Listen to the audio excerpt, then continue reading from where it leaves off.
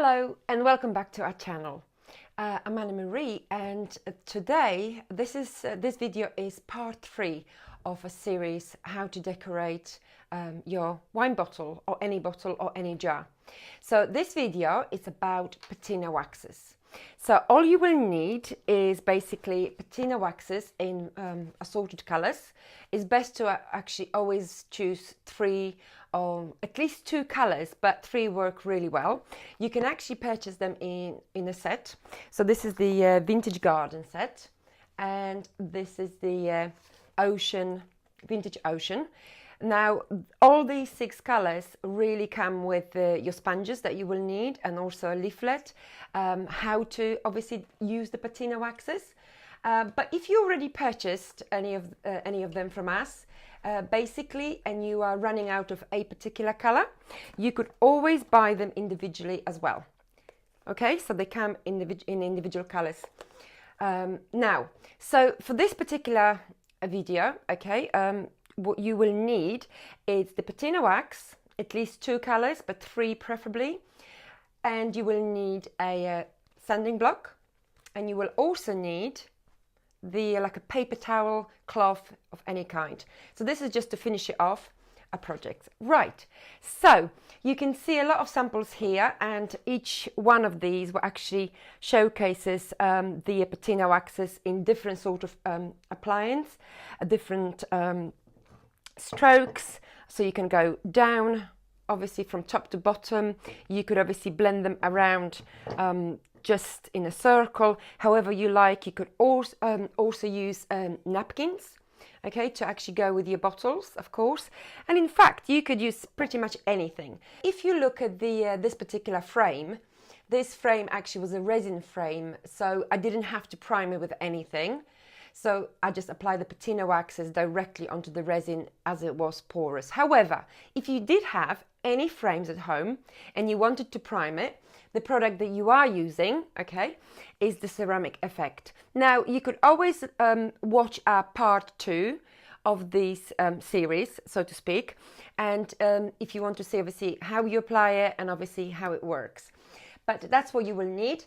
Obviously, anything can actually work as well with the patina waxes. So here, just to show you a little example, you've got a little planting pots, okay, from the garden, and this is just your patina wax as well, okay? So I hope you can see it. So, right, on to a video then. So for this particular project, and obviously I've got this beautiful limoncello bottle with the snowman here, and I've primed this bottle with a ceramic effect. And I'm actually going to choose 3 main colors. I might add something else like the grey on top of the other colors first. But yeah, these are pretty much the colors I am going for. And these are the sponges that you will actually have in your sets with patina waxes. Right, so what you just do, you apply a little bit of patina. You could actually work it off your lid, and if you never use patina wax, start from the back of the bottle. So it's always giving you that extra sort of comfort zone where you could basically work it before you know how to proceed maybe further. Right, so okay, you can see I've got a bit of brown here, and I'm applying thick, and obviously I am actually blending it in at the same time. Now the back of your sponge, obviously the clean side, you could always use to actually push the patina through your work more. So you can see what's happening here. Okay, so we're pushing that slightly. Okay, so now if we're gonna go for a little bit, let's say green, the same rule will apply. So I'm just going for in between now, okay, in between. You can see it's dark light, but now I'm spreading it and pushing it through. But I'm also going into the areas of my brown as well, as you can see. So that way we can just basically blend in the colors a little bit more. So now you can see that part, and I'm just going to obviously turn around and go for my front. Right, so this is where we are at the moment. And I'm just going to be adding more color as I need to add more color.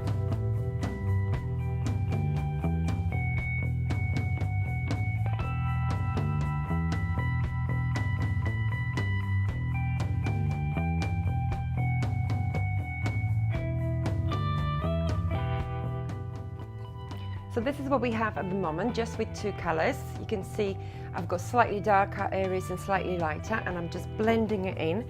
And now I'm just going to add my third color. Remember, by pushing it in, blending it, you're obviously creating all this, a lot of light and dimension, okay? So number one, I need a little bit more green here. So I'm just gonna go for a little bit more green.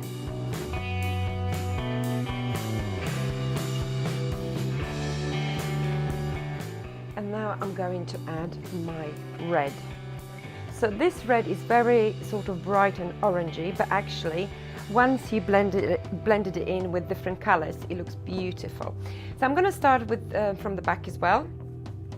Okay, I'm just going to like literally stipple a little bit onto it.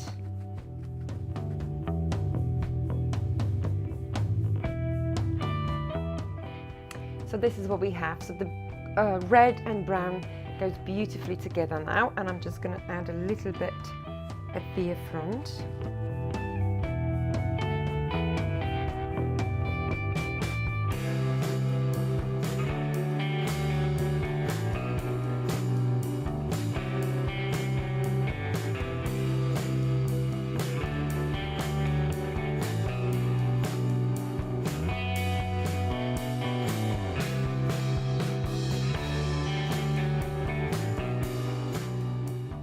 Right, so really I could just carry on and play and add more color and change the color slightly, but obviously you're going to have to stop at a certain point. So I am actually going to stop here. Okay, just a little bit of brown right here at the bottom, and I'm going to stop now. Right, and I'm going to give a quick blast with the heat gun just to heat this up very quickly.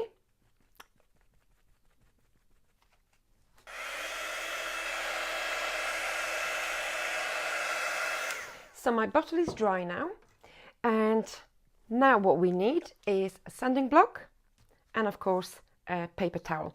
So what we have at the moment is basically, you can see different patches, blending, slightly darker colors, smudges even, okay, on a bottle, and it looks lovely as it is. However, to actually get the more of a rustic sort of look, we will be sanding parts down. So where I drew my snowman using the Glass Effect gel, okay, I'm going to sand that area as well, and we'll see what happens. It's definitely going to look more vintagey, I can promise you that. So off we go.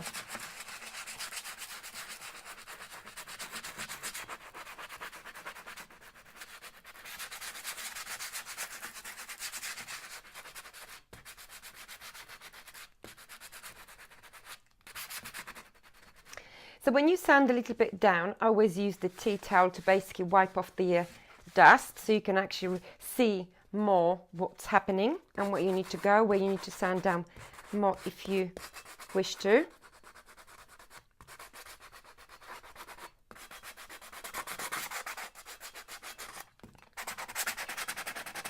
So you can see we are getting into the actual ceramic effect. That's what is now showing ceramic effect, the primer that I've used for the base. And then I'm just going to do the back. So we've got beautiful word at the back of a bottle that actually looks beautiful. And you know, like the smudges that you sometimes obviously have, and obviously you can also create them especially. These are perfect because we've got obviously slightly darker patch and slightly lighter, and that's what we now working with. So you could carry on sanding down if you like, or you could just leave it as it is. Okay, so let's have a look. just a little bit here maybe. Just going to do sides. Okay.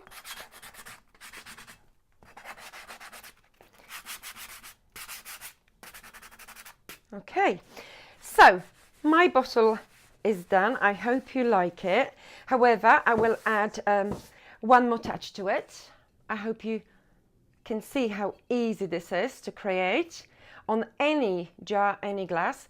Now, but the same product that I've used to actually draw my snowman, glass effect, clear, I'm actually going to use it as a glue, because obviously the fact that this glass effect gel stays on your bottle means that it's fantastic to use it as a glue. It's got beautiful, strong properties, adhesive properties. So what I am doing is actually applying this gel.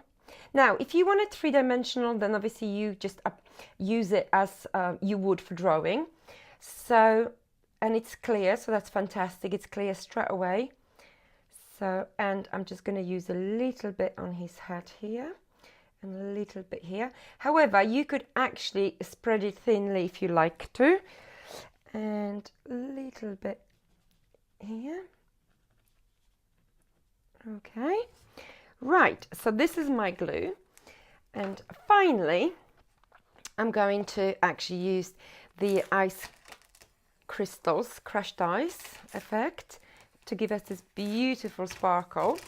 Now, this is our part 3. However, in my next video, which will be coming out very shortly, I will be showing you how to decorate beautiful floristry sprays, so which I am going to then actually use to decorate this snowman bottle.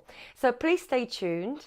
I hope you enjoyed this video, in fact the series, part 1, part 2, part 3, and you could see all the details, pictures on our Facebook or our website, which is annamariedesigns.co.uk. And thank you, and see you next time. Bye bye.